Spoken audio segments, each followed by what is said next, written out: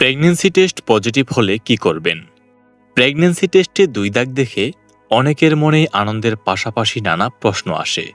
এখন কি করব, কখন ডাক্তার দেখাবো, কি খাবো কি খাবো না, ইত্যাদি ইত্যাদি। তো চলুন সময় নষ্ট না করে আজকের ভিডিওতেই জেনে নেওয়া যাক প্রেগন্যান্সি টেস্ট পজিটিভ হওয়ার পর কি কি করা উচিত এবং কি কি করা উচিত নয়। টেস্ট পজিটিভ হওয়ার পর প্রথম কাজ। প্রেগন্যান্সি টেস্ট পজিটিভ হওয়ার পর সর্বপ্রথম কাজই হবে ডাক্তারের পরামর্শ নেওয়া। টেস্ট পজিটিভ হওয়ার পর নিজের ইচ্ছায় কোনো ওষুধ শুরু বা বন্ধ করবেন না। বিশেষ করে ব্যথার ঔষধ, অ্যান্টিবায়োটিক বা অন্য কোনো নিয়মিত ওষুধ খেয়ে থাকলে তার চিকিৎসককে অবশ্যই জানাতে হবে। আপনি যদি আগে থেকেই কোনো ওষুধ নিয়মিত খেয়ে থাকেন তাহলে সেটি নিরাপদ কিনা সেটাও ডাক্তারের কাছ থেকে জেনে নিতে হবে। টেস্ট পজিটিভ হওয়ার পর দ্বিতীয় কাজ। প্রেগন্যান্সি টেস্ট পজিটিভ হওয়ার পর দ্বিতীয় কাজটি হবে ফলিক অ্যাসিড শুরু করা। তবে হ্যাঁ, এটা নিজে থেকে কখনোই শুরু করবেন না। প্রথম কাজ অর্থাৎ যখন ডাক্তার দেখাবেন তখন তার সাথে পরামর্শ করে তারপর শুরু করবেন। গর্ভাবস্থার শুরু থেকেই ফলিক অ্যাসিড অত্যন্ত গুরুত্বপূর্ণ, কারণ এটি শিশুর মস্তিষ্ক ও মেরুদণ্ডের কিছু জন্মগত ত্রুটির ঝুঁকি কমাতে সাহায্য করে।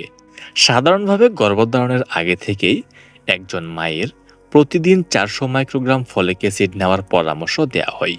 তবে কারো ক্ষেত্রে এর পরিমাণটা একটু কম বা বেশি হতে পারে, তাই নিজের জন্য সঠিক ডোজটি চিকিৎসকের কাছ থেকে জেনে নিতে হবে। টেস্ট পজিটিভ আসলে তৃতীয় কাজ। প্রেগন্যান্সি টেস্ট পজিটিভ আসলে তৃতীয় কাজটি হবে শারীরিক চেক আপ করা। এ সময় ডাক্তার আপনার শেষ মাসিকের প্রথম দিনের তারিখ জানতে চাইতে পারে এবং প্রয়োজন অনুযায়ী রক্ত পরীক্ষা, প্রস্রাব পরীক্ষা বা আল্ট্রাসাউন্ডও দিতে পারেন। তবে এত তাড়াতাড়ি আল্ট্রাসাউন্ড করলে যেহেতু গর্ভের শিশুকে স্পষ্টভাবে দেখা যাবে না, তাই কখন আল্ট্রাসাউন্ড করতে হবে সেটা চিকিৎসকের কাছ থেকে জেনে নেবেন। টেস্ট পজিটিভ আসলে চতুর্থ কাজ। প্রেগন্যান্সি টেস্ট পজিটিভ আসার পর চতুর্থ কাজটি হবে খাবারের দিক নজর দেওয়া। কারণ এখন থেকে শুধু আপনার একার জন্য নয়, আপনার শিশুর জন্য খেতে হবে। তাই পর্যাপ্ত পরিমাণ পুষ্টিকর ও সুষম খাবার খান। ভাত, রুটি, ডাল, শাকসবজি, ফল, ডিম, মাছ, মাংস এবং দুধ বা দুধজাতীয় খাবারগুলো প্রতিদিনের খাদ্য তালিকায় রাখার চেষ্টা করুন। সাথে পর্যাপ্ত পরিমাণ পানি পান করুন এবং অতিরিক্ত জাঙ্ক ফুড, খুব বেশি চিনি ও অতিরিক্ত প্রক্রিয়াজাত খাবার এড়িয়ে চলুন। টেস্ট পজিটিভ আসলে পঞ্চম কাজ। প্রেগন্যান্সি টেস্ট পজিটিভ আসার পর পঞ্চম কাজটি হবে কোন খাবারগুলো এড়িয়ে চলতে হবে সে সম্পর্কে ধারণা নেওয়া। কারণ এ সময় এমন কিছু খাবার আছে যা খেলে ব্রণের ক্ষতি হতে পারে, যেমন কাঁচা বা অপর্যাপ্তভাবে রান্না করা মাছ, মাংস বা ডিম, অপরিষ্কার বা অপরিশোধিত খাবার, কাঁচা পেঁপে, আনারস এবং আঙুর। এছাড়াও অতিরিক্ত ক্যাফেইন গ্রহণ, অ্যালকোহল পান এবং ধূমপান থেকেও নিজেকে দূরে রাখতে হবে। মনে রাখবেন, নিজে ধূমপান না করলেও অন্যের সিগারেটের ধোঁয়া থেকেও ব্রণের ক্ষতি হতে পারে। আপনার সঙ্গীকে এ বিষয়ে সতর্ক করতে তার সাথে ভিডিওটি শেয়ার করতে পারেন।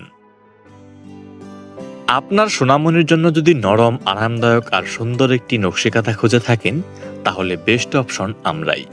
কারণ আমরাই দিচ্ছি ভালোবাসার ছোঁয়ায় তৈরি কোমল কাপড় আর আকর্ষণীয় ডিজাইনের নকশিকাঁথাগুলো মাত্র 200 টাকায়, যা নবজাতক থেকে ছোট শিশু সবার জন্যই উপযোগী। তাই অর্ডার করতে এখনই ইনবক্স করুন অথবা স্ক্রিনে দেওয়া নাম্বারে যোগাযোগ করুন। টেস্ট পজিটিভ আসলে ষষ্ঠ কাজ। প্রেগন্যান্সি টেস্ট পজিটিভ আসলে ষষ্ঠ কাজটি হবে অতিরিক্ত পরিশ্রম না করে স্বাভাবিক জীবনযাপন করা।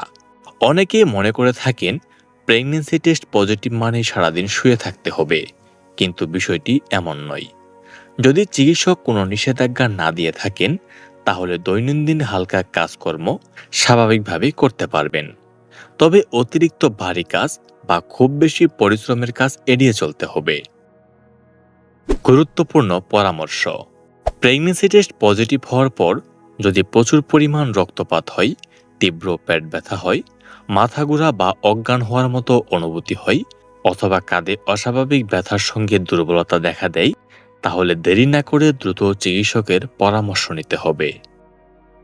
সর্বশেষ প্রত্যেকটা গর্ভবতী মায়েদের আমরা বলতে চাই, প্রেগন্যান্সি টেস্ট পজিটিভ হওয়া মানে শুধু আনন্দের খবর এমন নয়, এটি নিজের ও অনাগত শিশুর যত্ন নেওয়ার একটি নতুন অধ্যায়। তাই পজিটিভ রেজাল্ট পাওয়ার পর আতঙ্কিত না হয়ে চিকিৎসকের পরামর্শ নিন, ফলিক অ্যাসিডের বিষয়ে জানুন, পুষ্টিকর খাবার খান এবং নিজের যত্ন নিন।